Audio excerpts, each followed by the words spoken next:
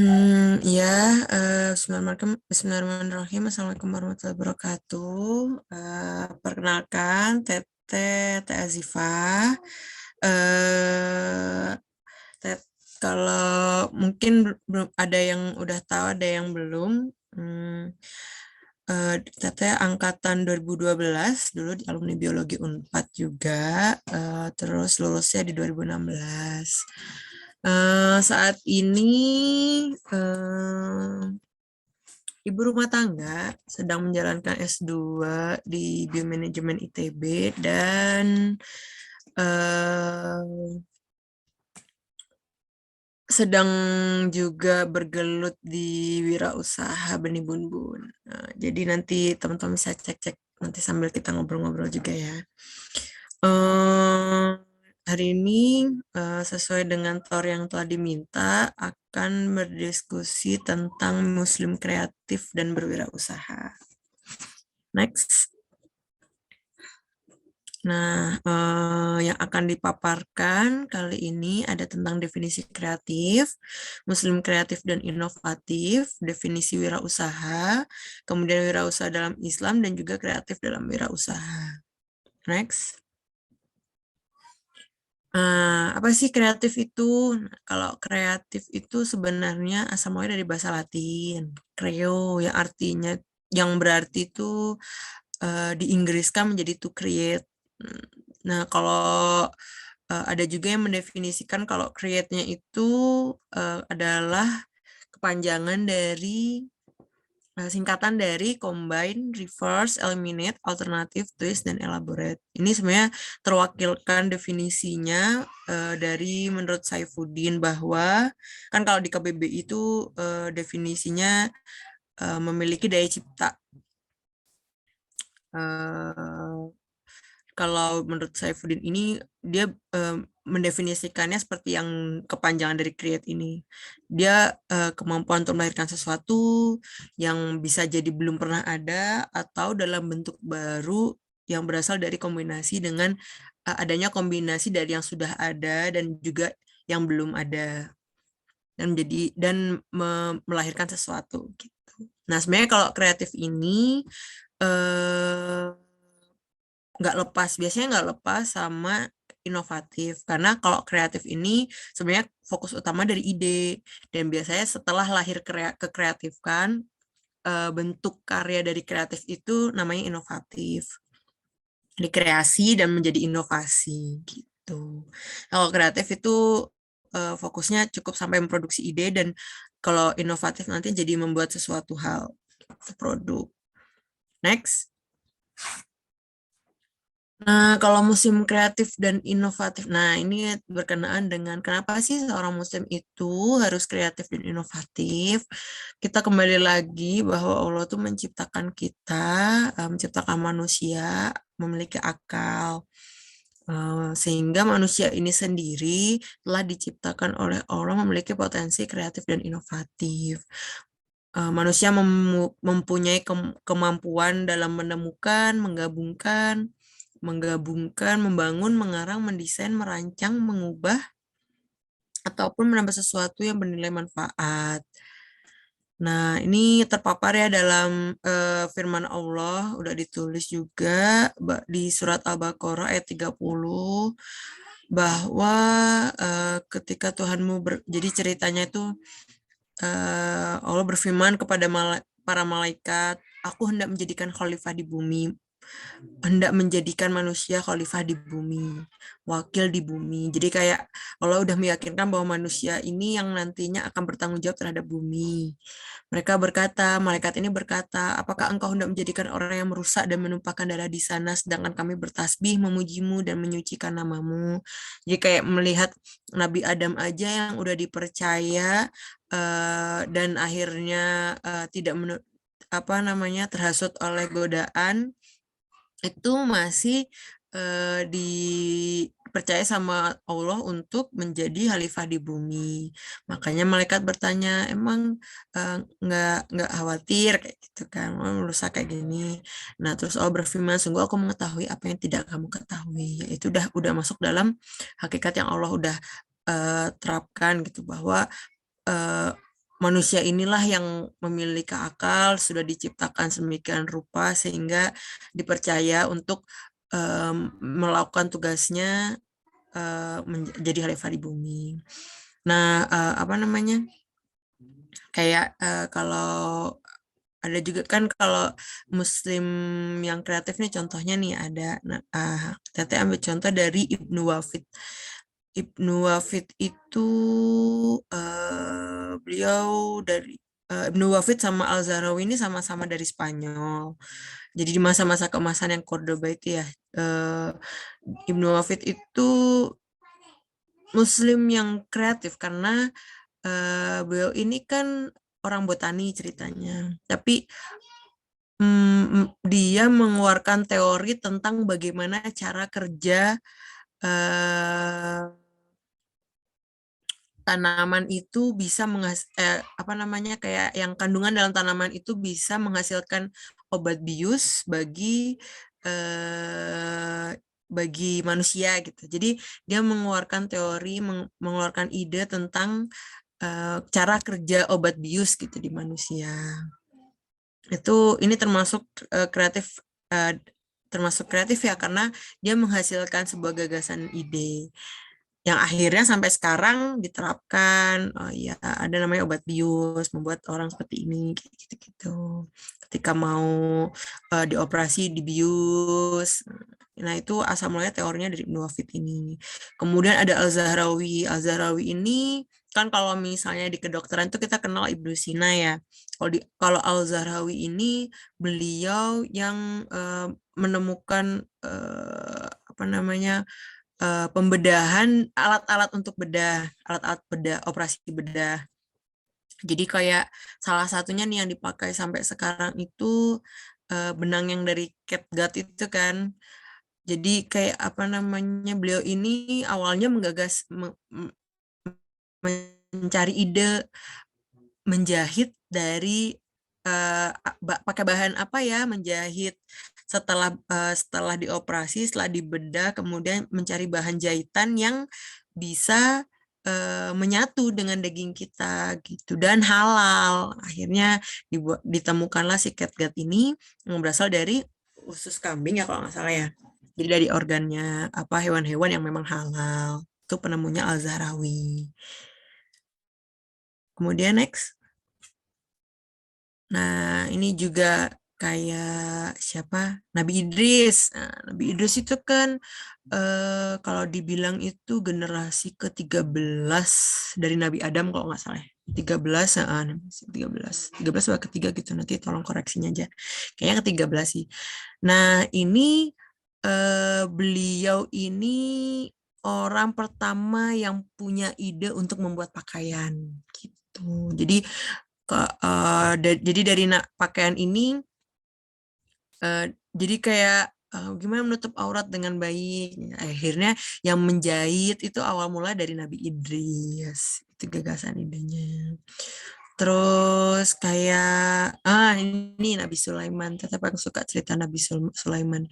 Jadi Nabi Sulaiman ini ada di surat ini kenapa waktu itu ada ceritanya kalau di pondok itu ada yang biasanya murid-muridnya kalau baca doa mau belajar tuh baca doanya firman dari cerita tentang Nabi Sulaiman ini. Wa fahamnaha Sulaiman wa kullan ataina hukman wa ilma wa sakharna ma'a Dawud al-jibala yusabbihna wa thair wa kunna fa'ilin. Dan kami memberikan pengertian kepada Sulaiman tentang hukum yang lebih tepat dan kepada masing-masing kami berikan hikmah dan ilmu dan kami tundukkan gunung-gunung dan burung-burung semua bertasbih bersama Daud dan kamilah yang melakukannya. Di sini tuh diceritakan tentang teman-teman mungkin pernah ingat ya yang kisahnya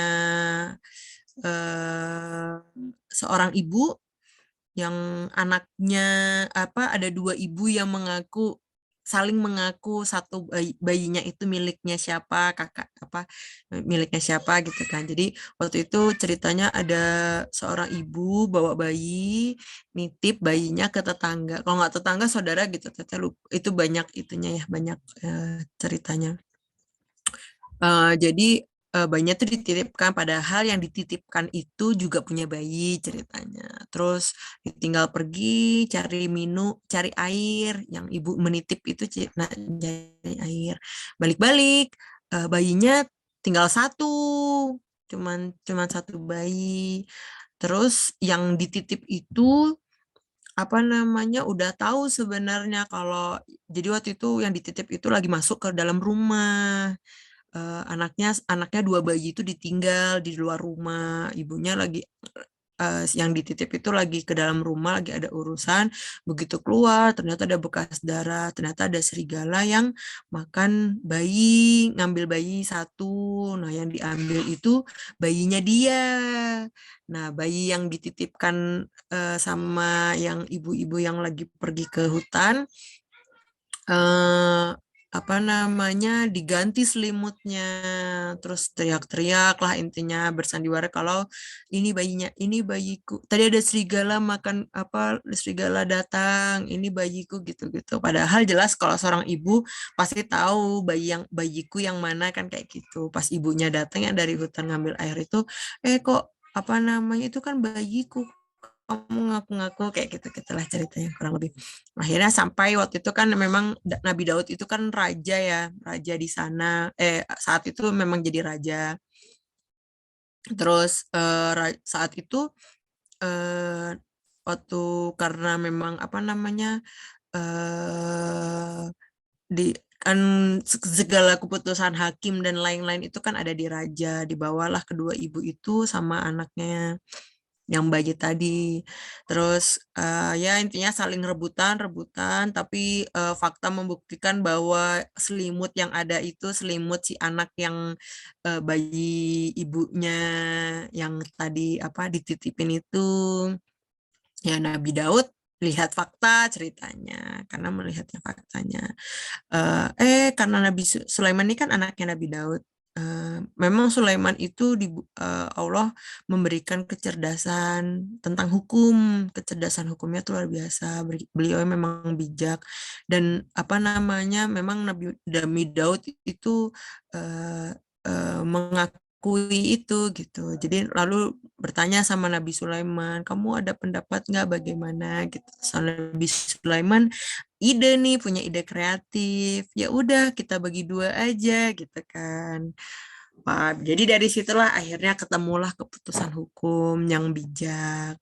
Karena ketahuan itu ternyata bayinya siapa. Jadi apa namanya, memang kreatif itu sangat diperlukan dalam apapun, termasuk dalam membuat keputusan.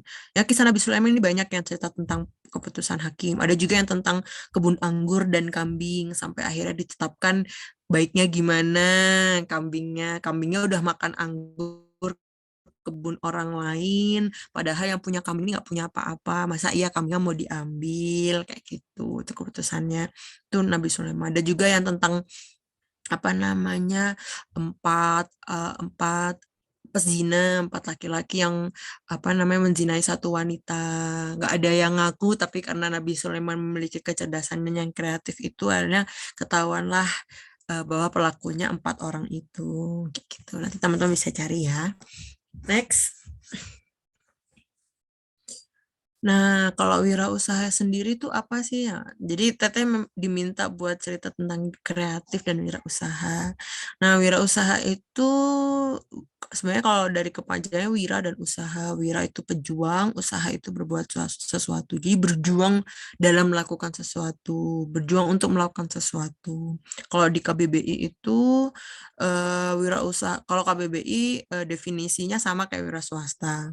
Orang yang pandai atau berbakat, dia punya kemampuan untuk mengenali produk, terus cara produksi, menyusun operasi, kayak gitu, memasarkan.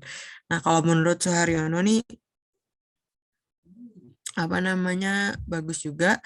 Jadi wirausaha itu dia punya kemampuan merancang, menentukan, mengelola, mengendalikan, terampil memanfaatkan peluang, mengembangkan, dan dalam wirausaha ini dijadikan tujuan untuk meningkatkan kualitas hidup. Entah untuk ekonomi, untuk kesejahteraan keluarga, untuk intinya sih untuk bertahan hidup. Nah, itu ya kalau dalam definisinya ini Suharyono. Next. Nah, apa aja sih motivasi wirausaha? Kalau motivasi wirausaha itu biasanya nih pertama ada motivasi materi, kekayaan. Ini paling umum yang biasa di apa yang akhirnya yang wirausaha itu apa yang dimotivasinya. Terus ada juga yang motivasi rasional intelektual. Dia motivasinya karena dia mengenali potensi pasar. Dia lihat ada potensi pasar, terus bisa deh jadiin wirausaha gitu. Ada juga yang nggak cuma satu-satu ya, jadi ada yang keseluruhan. Dia bisa kayak emotional ecosystem. Jadi dia menciptakan nilai tambah. Eh, dia melihat ada oh ini ada nilai tambahnya nih bisa kita jadikan potensi untuk buka usaha. Ada juga yang kebutuhan sama manusia, ada juga yang karena memang untuk mencari jati diri itu bisa juga. Jadi dari wirausaha itu dia jadi menemukan bagaimana proses hidup. Nah, itu juga tuh motivasinya ada. Ada juga yang motivasi spiritual karena memang ada juga yang dia merasa bahwa salah satu cara untuk beribadah yaitu dengan wirausaha. Next. Apa sih kalau wirausaha dalam Islam tuh kayak gimana sih? Nah, sebenarnya kalau dalam Islam, wirausaha itu merupakan aspek kehidupan yang dikelompokkan ke dalam masalah muamalah, masalah yang erat kaitannya dan hubungan yang bersifat horizontal. Jadi hubungan antar manusia yang akan dipertanggungjawabkan kelak di akhirat. Jadi sebenarnya sih kalau wirausaha ini bisa erat hubungannya dengan sifat horizontal, ada juga yang vertikal. Kalau vertikal tuh kalau horizontal hubungannya sama manusia, kalau vertikal tuh hubungannya sama Allah. Jadi sebenarnya kalau wirausaha itu dalam Islam kita sedang belajar bergelut di bidang kaidah fikih muamalah. Bagaimana cara berinteraksi sama manusia, bagaimana cara agar kita tidak melupakan kita semakin dekat dengan Allah. Nah, kayak gitu. Nah, konsep sebenarnya dan konsep wirausaha ini sendiri juga dari ragam konsep kita bisa belajar dari konsepnya Nabi Muhammad. Pertama itu ada sidik, benar. Jadi kayak kalau wirausaha dalam Islam itu pastikan kalau kita itu dalam melakukannya jujur dan benar. Seperti yang disabdakan oleh Rasul ya, bahwa hendaklah kalian jujur karena jujur itu mengantarkan kepada kebaikan.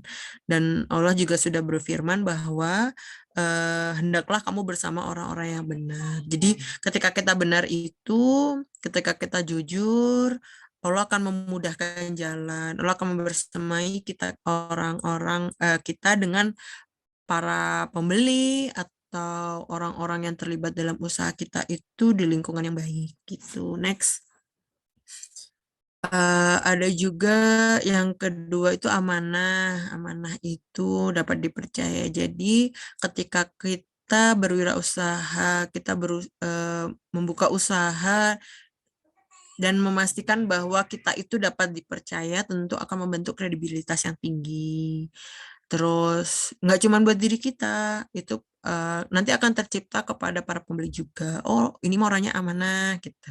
Nggak akan aneh-aneh lah, yakin aja bakal ini, gitu. Jadi kita udah akan tercipta keterikatan gitu, hubungan yang baik antar sama pembeli dan penjual.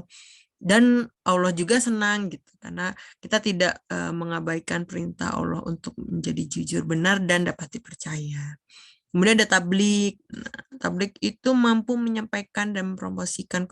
Sebenarnya kalau tablik itu kan menyampaikan ya, menyampaikan. Nah, di sini kalau dalam wirausaha diartikan bahwa kita dalam menceritakan, dalam menginformasikan produk, tentang mengkomunikasikan kepada pembeli itu tidak sulit. Jadi jangan sampai ada kesalahpahaman kepada pembeli. Kalaupun nanti ada salah pahaman, harus diluruskan gitu. Jangan diabaikan, jangan ditinggal gitu. Jadi di sini kita sama Islam, seorang muslim udah diajarin nih gimana pastikan kalau kita mulai wirausaha jangan lupa untuk belajar berkomunikasi karena kalau enggak nanti banyak miskom, sehingga nanti bisa nggak ada nggak ada kepercayaan juga sama pembeli kayak gitu. Ada juga Fatona, ya nomor 4 Fatona itu dilakukan dengan kecerdasan, memanfaatkan potensi akal dan pikiran yang ada untuk mencapai tujuan. Jadi karena kita udah diciptakan manusia memiliki akal, kita diminta untuk terus belajar, untuk cerdas dalam memahami, cerdas dalam menggali potensi, misal produk ini supaya nggak gitu-gitu aja kita harus apa ini gitu. Jadi memang ini 4 dari banyak hal yang dipegang untuk mencapai untuk tidak dilupakan oleh seorang muslim dan wirausaha. Next. Kalau sifat wirausaha itu kalau teman-teman cari sebenarnya banyak ya. Cuman Teteh ambil yang 10D ini. Jadi kalau sifat wirausaha itu ada dream, mempunyai visi terhadap masa depan. Jadi ada tujuannya gitu. Kita punya wirausaha itu visinya apa sih gitu. Kita pengen apa sih pembeli itu gitu. Karena kalau misalnya nggak ada visi itu nanti ya jalannya ya hambar aja gitu, kayak yang jalan-jalan enggak ya udah kayak gitu. Jadi pastikan kita punya visi baik dalam usaha ini. Terus decisiveness, jadi bekerjanya juga giat, tekun, kemudian kalau udah dibuat langsung dilaksanakan, nggak menunda-nunda, penuh perhatian juga, kemudian mencintai pekerjaan. Jadi seorang wirausaha itu dia mencintai apa yang dia lakukan gitu. Terus dia memperhatikan faktor kritis apa sih biasanya yang nggak disukai orang. Dia bisa melihat sensitivitasnya. Kemudian dia bertanggung jawab juga terhadap tujuan yang hendak dicapai. Maksudnya ya kalau kita punya visi itu kita juga ikut terlibat, kita juga sama-sama punya sedang menjalankan impian itu gitu. Kemudian nggak mikirin hanya uang, nggak mikirin hanya keuntungan, terus dan mendistribusikan kepemilikan terhadap orang lain yang dipercaya dan tidak nggak ya kalau punya karyawan ya digaji, jadi memang jangan melupakan orang-orang yang kerja sama kita gitu. Next. Nah, kalau untuk mencapai kreatif, proses kreatif itu sebenarnya kan untuk menjadi kreatif, untuk memproduksi sebuah ide, sebuah gagasan, ini kita harus menggali dulu. Bisa dilakukan berulang-ulang. Bisa langsung dapat juga bisa, butuh waktu yang lama juga bisa, karena kita akan terus mencoba kan, ini udah cocok apa belum, kayak gitu. Dan dari 5 elemen, 5 prosesnya ini, tahapan prosesnya, itu paling biasanya yang suka kelupaan itu justru tahap 1 sama 2. Kadang langsung, ini aja. Nah, itu sebenarnya kalau misalnya kita lagi mencari ide, itu kita butuh namanya pertama persiapan. Jadi, kita perlu untuk menyerap informasi sebanyak mungkin. Terus pengalaman, sensitifnya, kayak misalnya kayak kalau misalnya teman-teman suka scrolling, scrolling itu dijadikan bahan untuk mencari ide. Itu hal yang paling disukai sama Teteh sih. Jadi kayak yang misal nih kalau ada di Pinterest ya, Pinterest itu banyak banget ide-ide. Nah itu kita scroll, oh bisa nih pakai ini, oh bisa pakai ini gitu. Atau misalnya teman-teman suka berkunjung kayak misalnya ke IKEA nih misal. Ke IKEA cari ide, oh aku bisa nih bikin produk kayak gini nih. Oh iya nih cakep juga nih gitu-gitu. Nah, itu tuh kita tampung informasinya. Ini bahannya pakai apa sih biasanya gitu-gitu. Jadi kita melatih diri kita untuk sensitif. Kok itu awet ya padahal dari kayu diapain sih gitu gitu-gitu. Jadi itu perlu di ini salah satu tahap persiapan. Jadi kita nyari informasi itu yang apa namanya, kok bisa ya tanamannya tumbuh padahal jarang kena matahari gitu. Kok bisa ya ini kan jarang ada air, kok tanamannya bisa tumbuh gitu. Jadi bagus tempat apa namanya, tempat tamannya jadi bagus kayak gitu-gitu. Nah itu pokoknya kita nyerap informasi di situ. Kemudian inkubasi mengolah informasi menjadi ide. Jadi begitu kita udah menyerap informasi banyak mungkin, kita olah nih informasinya. Mana sih yang kita butuhkan sampai itu nanti jadi ide baru buat kita. Jadi ide untuk kita dalam kebutuhan kita gitu. Kemudian selanjutnya tuh prosesnya insight. Nah, misalnya nih, oh ide yang informasi tadi yang akhirnya jadi ide A, kemudian ada ide B, ide C. Nah, itu tuh kita kompilasi gitu di insight. Ini bisa nggak ya kalau disaling lengkapin gitu. Apa namanya? Kalau misalnya kita buat kafe, terus kafe yang apa namanya ramah buat Ahwat, buat Iwan juga gitu. Tapi gaya-gaya masa kini apa ya cocoknya kayak gitu. Nah, ide-ide itu disaling lengkapin. Nah, kadang nih di masa insight ini tuh kadang sampai ke bawah mimpi itu juga bisa. Sampai ke bawah mimpi yang apa namanya, oh iya bisa juga nih kayak gini gitu. Atau kalau orang bilang tuh mendapat ilham. Nah, itu sebenarnya salah satu dari penemuan dari proses insight gitu. Karena informasi yang udah kita serap kemudian kita olah itu masuk ke alam bawah sadar kita gitu. Nanti begitu udah dapet insight-nya langsung dicatat. Oh iya, aku kepikiran kayak gini-gini, kayak gini-gini gitu. Lalu proses selanjutnya evaluasi. Evaluasi itu kritik. Kok idenya kayak gini cocok nggak ya gitu. Nah, ini bisa kita minta pendapat orang. Menurutmu gimana kalau idenya kayak gini-gini? Makanya kalau misalnya kita di teamwork gitu kan ada ya evaluasi. Nah, nanti pendapat dari orang kayak gimana? Cocok nggak idenya? Nanti kalau udah proses terakhir elaborasi. Nah, kalau misalnya idenya udah dapet, lanjutin pengerjaan secara cermat dan tekun selesaikan sampai akhir. Jadi di elaborasi ini kita kalau menuju ke eh, praktek ya, udah mulai ke praktek.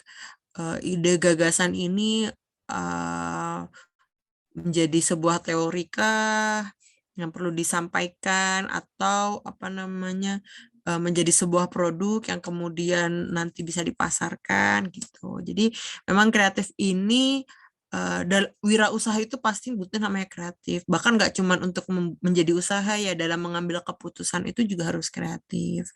Dan proses-prosesnya ini 5 ini. Gitu. Next. Nah, ini salah satu bentuk kreatif. Ini Teteh juga suka banget sama cerita tentang kantong kresek ya.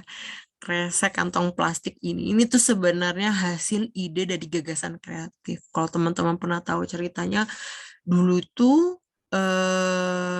zaman apa namanya di masa revolusi, sebelum revolusi industri atau di awal revolusi industri ya. Orang itu membawa segala sesuatu itu pakai kantong kertas. Jadi awalnya itu kantong kertas yang terbuat dari kayu. Supaya sumber daya hayati kayu ini tidak berlebihan, tidak dibabat habis kayak gitu ya. Karena kan memang kayu itu kan prosesnya panjang ya, nggak harus berkelanjutan, harus dipilih. Nah, di masa itu bisanya bikin kertas, bikin kantong kertas dari kayu.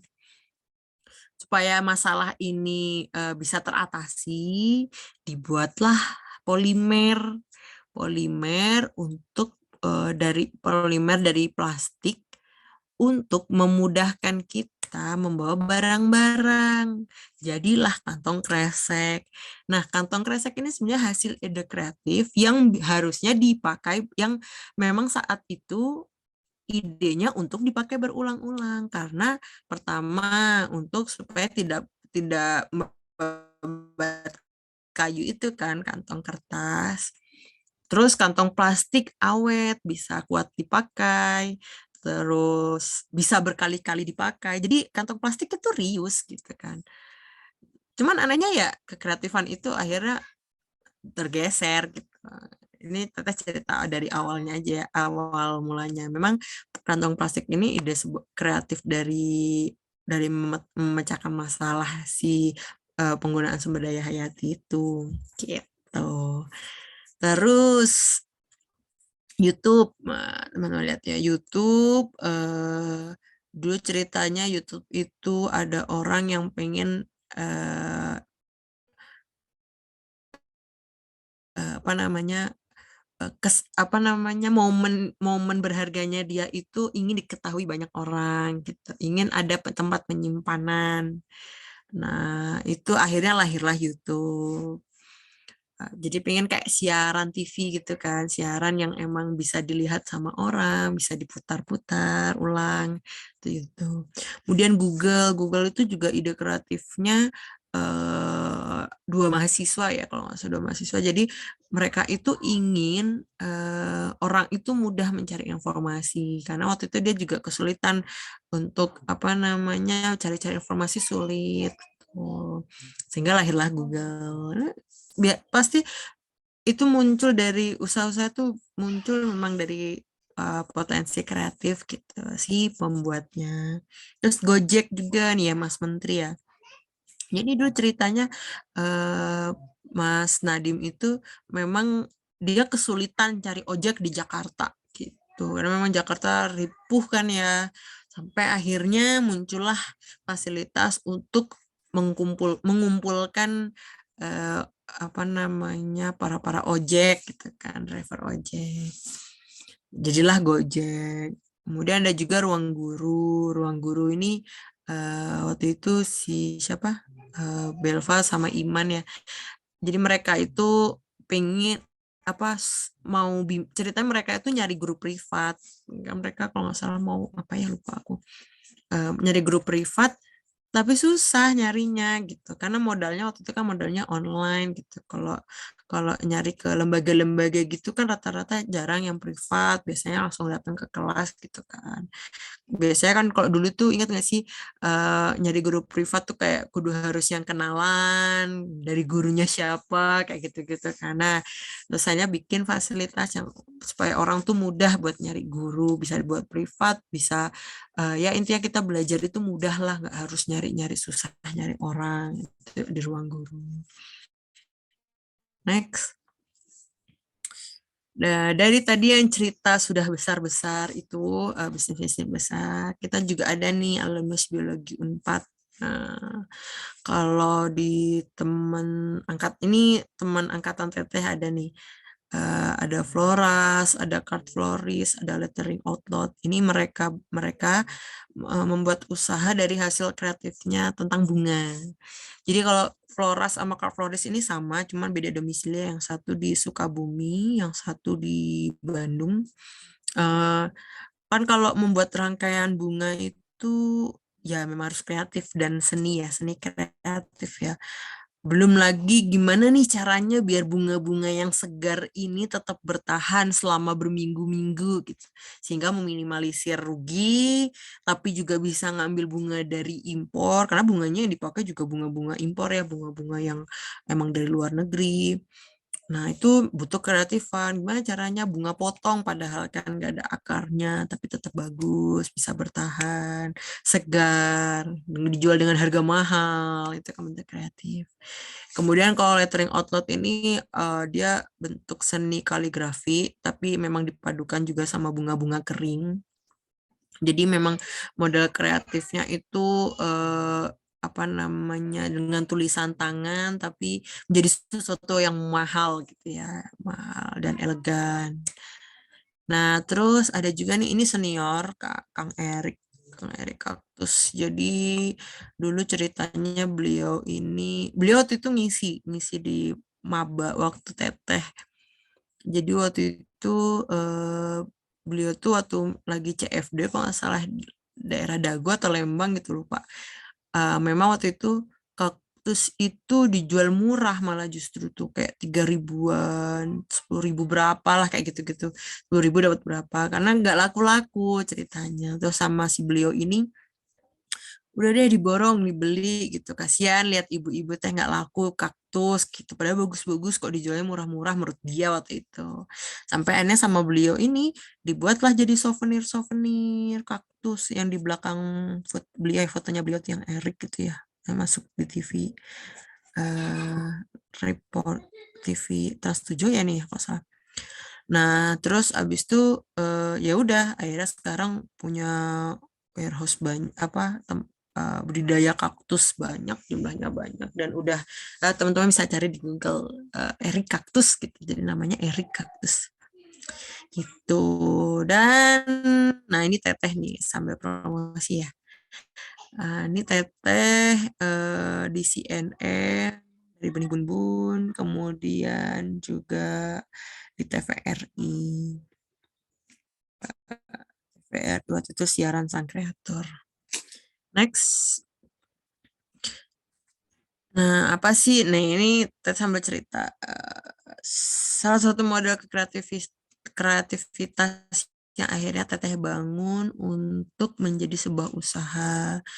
Teteh bikin Benih Bun Bun. Jadi awalnya itu souvenir edukasi. Awalnya model massal ya, model souvenir dibuat untuk edukasi menanam. Jadi souvenir-souvenir yang dibuat itu ragam bentuknya, ada yang dari pensil, pemanfaatan seni seni pemanfaatan pensil habis masa pakai, ada juga yang bentuk kayak itu telur kejutan, ada juga yang model kayak snack itu mini starter gitu, jadi dibuka terus isinya ada tanah sama biji. Ada juga yang dari stick tinggal tancap.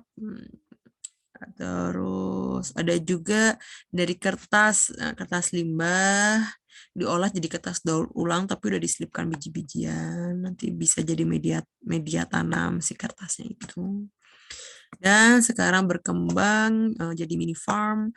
Terus ada EduGreen Wisata, wisata edukasi ya untuk apa namanya belajar menanam, jelajah kampung, mengenal lebih dekat dengan alam. Yang usaha Teteh itu berbasis sosial dan mendukung pemberdayaan ibu rumah tangga di kampung Teteh gitu. Kalau pengen tahu informasi lebih lanjutnya, teman-teman bisa kunjungi di Marketplace, itu ada lengkap. Ada di Instagram Benih Bun Bun, di Telegram juga ada. Dan next terakhir, misalkan teman-teman kalau mau main ke rumah Teteh, rumah Teteh itu di tengah-tengah antara kebun-kebun orang, dan kebunnya Teteh masih kecil sih ya, doain aja bisa lebih banyak. Amin. Nah, ini rumah Teteh, jadi kalau teman-teman mau main silahkan. Dan closing dari Teteh, wirausaha memang pilihan profesi.